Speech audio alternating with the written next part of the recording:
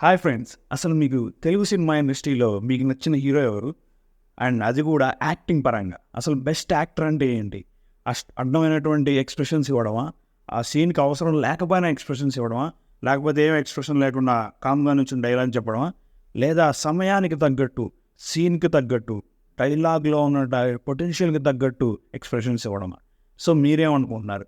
But దీని గురించి ప్రముఖ డైరెక్టర్ అయిన రవిబాబు గారిని అడిగితే ఆయన ఏం చెప్పారంటే ఈ వీడియోలో చూసేయండి. తెలుగు సినిమాల్లో ఓవర్ యాక్టింగ్ చేస్తే వాడిని మంచి యాక్టర్ అంటారు.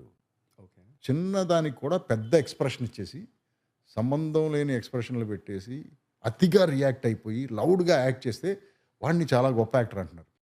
ఆ సటిల్‌నెస్ వల్ల నాకు వీడికి యాక్టింగ్ రాదనేవాడు.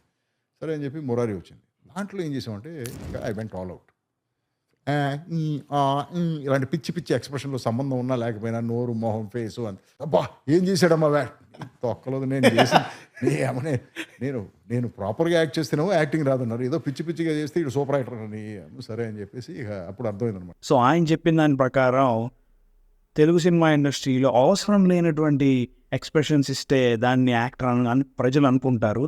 బట్ ఏమీ లేకుండా సమయానికి తగ్గట్టు ఎక్స్ప్రెషన్స్ ఇస్తుంటే వాడికి యాక్టింగ్ రాదు అనుకుంటారని చెప్పేసి ఆయన ఫీల్ అయ్యారనమాట.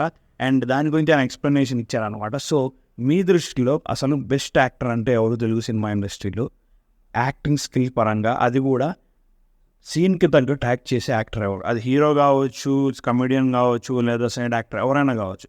మీ కామెంట్ అనేది ఇచ్చేయండి. అండ్ మీకు నచ్చిన యాక్టర్ ఎవరో కూడా కామెంట్ రూపంలో తెలియజేయండి. అండ్ నా ఛానల్ ఫస్ట్ టైం సబ్స్క్రైబ్ చేసుకుని thank you so much. Good bye.